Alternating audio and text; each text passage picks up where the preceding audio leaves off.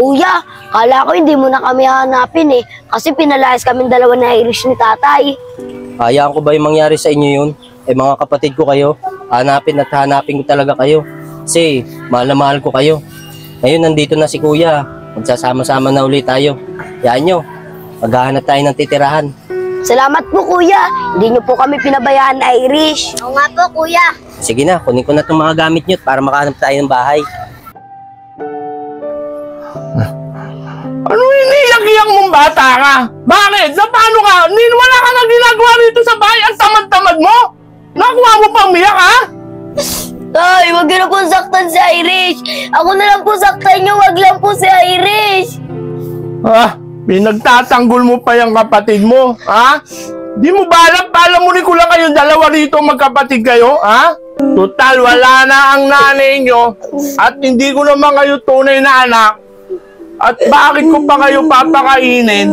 Mas mabuti pa siguro, umalis na kayo dito, lumayas na kayo. Ayan mga damit nyo, lumayas na kayo, sige na, lumayas na kayo. Lumayas na kayo! Sige na, sige na. Lumayas na kayo, lumayas na kayo, lumayas na kayo! Tay, wag niyo po kami Sige na, lumayas na kayo! Sige na, lumayas na kayo, lumayas na kayo, lumayas na kayo! Sige na! Sige na!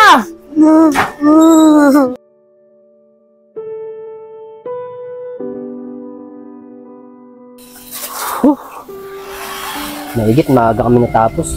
Maaga kami nakauwi. Kaso, late na sinahod ko. Kasya lang ang panggastusin namin sa bahay.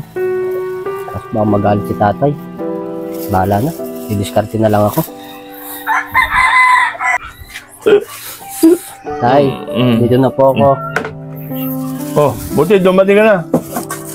Di ba bago sahod ka naman, Randy? Baka pwede bigyan mo ko pambili ng alak naman, oh. Konti na lang itong alak ko, eh. Tay, pasensya na kayo. Sinahod ko kasi kasyang pangkain lang po nating 4. Kaya po wala po akong sobrang mong pera. Huwag mo na problemahin yung pagkain natin, Randy. Dalawa na lang naman tayo kakain, eh. Ha?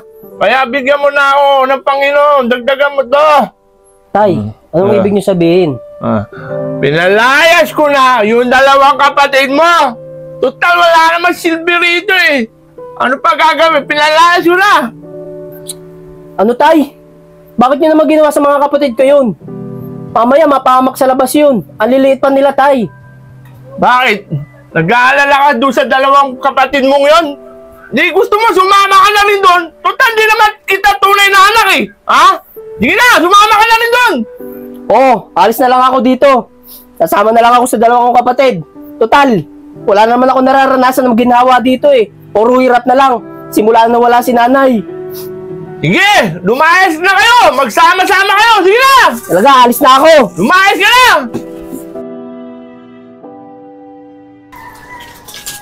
Ate, napapagod na ako at saka nagugutom na ako.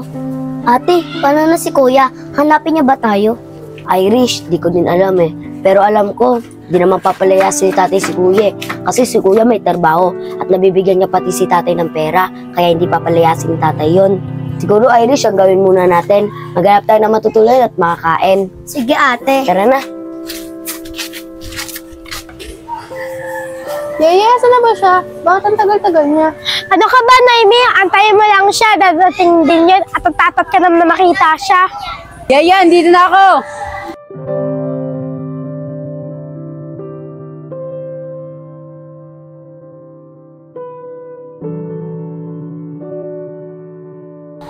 Hello, Naimi. Buti nagbakasyon ka ulit dito. Namiss kita. Ako rin, Ace. Namiss kita. Pumayag kasi si Daddy na dito ako magbakasyon eh. Ay, ang langgam naman dito. Masyado nang matamis. Ace, ano ba yan kasing dalawa? Ito. Dala ko to para kay Naimi. Ay, para kay Naimi lang. Nasa yun sa akin. Ay, joke lang. Para sa ating lahat to. Tara na, buksan na natin. Hati-hatiin natin. Ate, nagugutom na talaga ako. Ito Irish, oh. Ang daming basura. Tignan natin kung may kalakal para mabenta natin at makakain na tayo. Sige ate. Ace, tignan niyo yung dalawa. Kawawa naman. Madami naman yun eh. Baka pwedeng bigyan natin sila. Sige, Naimi. Diyan ako umanga sa'yo eh. Maganda ka na, mabait ka pa. Tara, Noemi. Irish, wala ba dyan? Wala.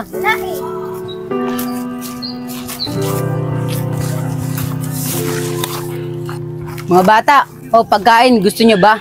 Talaga po, kuya. Maraming salamat ah. Sakto po, kuya. Gutom na po tong kapatid ko. O sige, alis na kami. Sige po, kuya. Maraming salamat po ulit ah.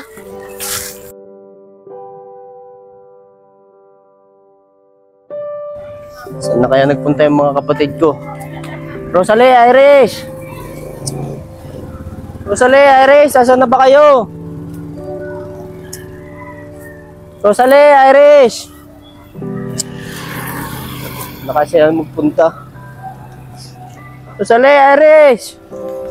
Irish, problema natin, matutulugan. Rosalie, Irish! Tayo nahanap ni kuya. Saan na ba kayo? Rosalie! Asan na kaya yung magkapatid kong yun?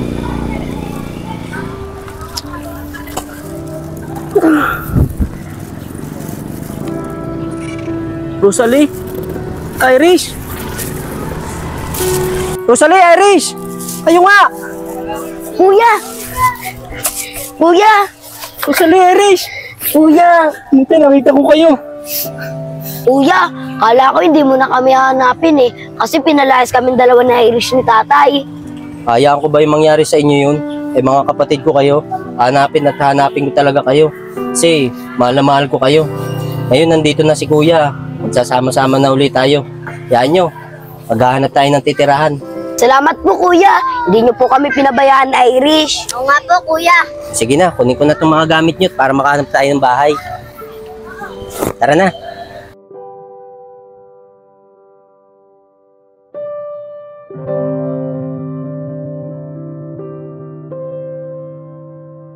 Maganda na itong mga manok ah. Maganda Tao po. yung makina. Kuya Agustin. Oh, ko pala, Randy. Tuloy ka. Tami, pakibuksan mo nga yung pinto. Papasukin mo sila, Kuya Randy mo rito.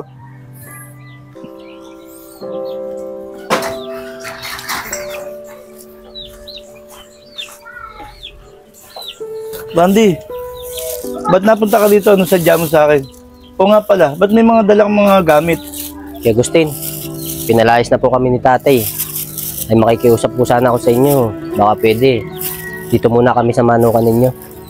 Wala po kasi kami matutuluyan, Kuya Agustin. Saka po, wala pa po akong pera para umupa po ng bahay. Pero huwag po kayo mag-alala, Kuya Agustin. Pag nakaipon po ako at pumayag po kayong patirahin dito sa manukan, magbibigay na lang po ako kahit pa paano. Ganun ba, Randy? Sa akin, wala namang problema. Yun nga lang, Randy. Malamok dito, saka walang ilaw. Pero madali ko naman gawa ng paraan yan. Dudugtong ako lang ng buwan dito, lalagyan natin ng ilaw. Saka nga pala, walang masisilungan dito, walang bubong. Kung ano, ikaw na lang gumawa ng paraan. Opo, maraming salamat po, Kuya Agustin. Ako na lang po gagawa ng paraan para po may masilungan kami. Sa akin lang naman po, Kuya Agustin eh. Pag nagtatrabaho po ako, mahalaga po, may matutulugan po yung mga kapatid ko. Randy, okay lang naman sa akin na dito kayo tumira. At least, meron ng titingin-tingin dito sa manok ko. O nga pala, Randy, mamaya kabitan ko kayo ng kuryente para may ilaw kayo dito. Maraming salamat po, Kuya Agustin. Sige po, kami na pong bahala dito. O paano, uwi na kami. Tami, uwi na tayo, baka hinatayin na tayo ng mami mo. Yes po, Dad. O tara na. Sige na, Rosalie. Irish, magpahinga na tayo. Sige po, kuya.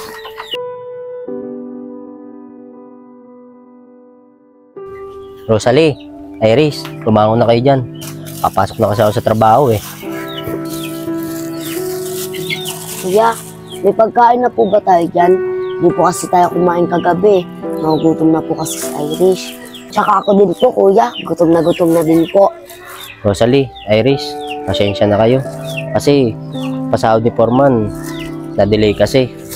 Pero huwag kayong mag-alala. Baka mamaya, makabali ako kay Foreman. Pag nakabali ako, kakain tayo mamaya sa labas. Talaga po, kuya. Maraming salamat po ah. Sige po, kuya. Titisin na lang po namin gutom namin hanggang mamaya. Marami pa naman po tayong tubig yan eh. Tubig na lang po inumin namin para po mapusog kami. Sige, Rosalie, Irish, magwalis-walis na lang kayo dito para matuwa naman si Kuya Agustin. Saka yung manok, patukayin nyo na rin. Opo, kuya. Papatukain po namin yan. O sige na, dito na ako ha. Sige po, kuya. Ingat po kayo ah. Irish, magwalis ka na at papatukain ko pa yung manok. Ate, kawawa naman si kuya. Ano kayo dapat natin gawin para matulungan siya? Kahit pangkain man lang, makatulong tayo. Di ko nga din alam, Irish, kung paano makakatulong kay kuya. Alam ko na, Irish, mga lakal tayo. Para yung pinagbenta natin, bigay natin kay kuya. Oo nga, ate. Maganda yan. Kahit pa paano makatulong tayo kay kuya. O paano ba yun, Irish? Tara na, maghanap pa kasi tayo ng sako eh.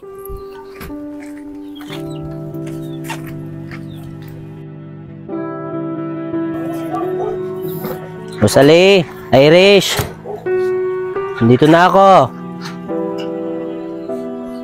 Rosalie. Irish. Nasaan na sila? Rosalie, Irish. Asan na ba kayo? Uy, si Kuya Agustin yun na. Kuya Agustin. Nakita niyo po ba si Rosalie at saka po si Irish? Hindi ko nakita kasi napansin ko dyan, walang tao dyan. O ganun po ba? Oo, hindi ko nakita yung mga kapatid mo. Sige po, maraming salamat po Kuya Agustin. O sige, tuloy na ako ha. Sige po. Ano kayo mga batang yun?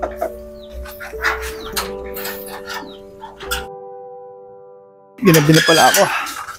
Ay, ito. Makakapagtanong nga dito. Pre, maaari ba ako magtanong? Hinanap ko kasi yung bahay ni Mang Gustin eh. Yung may manukan. Si Mang Gustin. Oo, kilala ko yun. Ano ba kailangan yun sa kanya? Eh kasi pre, doon daw kasi nakatira yung mga anak ko eh. Si Randy, saka yung 2 batang babae. Oo, pre. Kinatira nga ang 2 bata. Babae. Sa ayos sa lalaki. Tara, sama na to. Baka maligaw ka, pre. Sige pre, maraming salamat. Tara. Tara. Saan na ba yung mga batang yun? Kuya! Oh, saan kayo galing? Kanina ko pa hinahanap pa. Kuya, nangalakal po kami para po makatulong sa inyo kahit po papano. Ito po kuya, sakto na po ito sa pangkain natin, 100. Hindi ko kailangan yan. Di ba sabi ko sa inyo, huwag kayong aalis? Kung mapano kayo sa daan, o mapahama kayo. Kuya, gusto lang naman po namin makatulong sa inyo. Oo nga po kuya, kasi po nakikita po namin nahihirapan na po kayo. Di ba sabi ko sa inyo, si Kuya ang gagawa ng paraan? Tsaka nag-aalala lang naman ako sa inyo eh. Kung mapahama kayo sa daan. Kuya, sorry na po, hindi na po namin uulitin. Sana mapatawad nyo rin ako mga kapatid Tao ko. po. Yung Randy sa aking Gustin, yung nakatira sa 2 bata. Sino po sila? Pre, may naghanap sa inyo. Randy anak, hindi mo ba ako nakikilala? Tay! Si Tatay! Irish! Tay! Miss na po namin kayo. Mga anak, simula nang kinuha kayo sa akin ng nanay nyo, wala na akong naging balita sa inyo. Pero simula nung mabalitaan ko na nawala na yung nanay nyo, kukunin ko na kayong lahat. At nabalitaan ko rin na pinalayas kayo ng stepfather nyo. Kaya anak, maraming salamat sa iyo. Hindi mo pinabayaan yung 2 kapatid mo. Kahit na alam mo, Randy, na hindi mo sila totoong kapatid. Masyado ka nag-aalala sa mga kapatid mo ngayon. Hindi mo naman tunay ng mga kapatid yun eh. Tandaan mo, ampung ka lang ni isang na tinuturing mong nanay. Ha? Tandaan mo yan. Tay, totoo po ba yun? Randy, hindi mo po kami totoong kapatid. Oo, Rosalie, Iris, totoo yun. Sayang, nandito na ako. O Jill, buti naman nakauwi ka na. Siya nga pala, kamusta yung pagpapacheck up mo? Anong sabi ng doktor? Sang, okay naman yung resulta ko eh. Wala naman daw problema sa akin. Sabi ng doktor. Ganun ba, Jill? Ang ibig sabihin, ako pa lang may problema. Ano ka ba? Hindi naman siguro. Maghintay lang tayo. May awa ang Diyos. Mabibayayan din tayo ng anak. Basta Sang, huwag lang tayo magmadali. At kung ano man ang mangyari, mabigyan man tayo o hindi, lagi mo itong tatandaan. Mahal na mahal pa rin kita. Maraming salamat, Jill. Parin Jill! Parin Jill! Oy, pare Lando, ikaw pala. Parin Jill, problema ako eh. Yung asawa ko, iniwanan na kami ng anak ko eh. Ang masama pa nito, hindi ko siya kayang buhayin. Oh, pare, ano naman ang gusto mong may tulong ko sa'yo at anong magagawa ko? Eh, bala ko sana siyang ipalaga mo siya eh. Pare, hindi madaling desisyon ang gagawin mo. Pero pre, kung gusto mo talagang ipaalaga sa amin yung anak mo, walang problema. Basang, dahil gusto namin talagang magkaroon ng anak. Ay naman pala po eh, Sige na pre, alagaan tong anak ko. Eh, paano ka naman, pre? Huwag kayo mag-alala pre, magpapakalayo na lang ako at magtatrabaho sa ibang lugar. Sige na, Jill. Kunin mo na yung bata. Sige na. Nak. Sige na, pare. Sige na pare. Sam, tignan mo. Napakabait talaga ng Diyos. Binigyan niya tayo ng anak. Oo nga, gupay mo ng batang ka.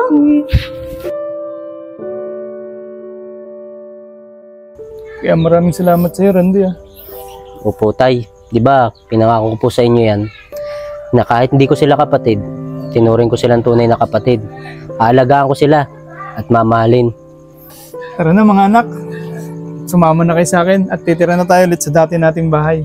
Pero bago yon, danan muna natin yung may-ari ng bahay na tinira nyo rito para makapagpaalam tayo. Sige po, tay. Tara na po.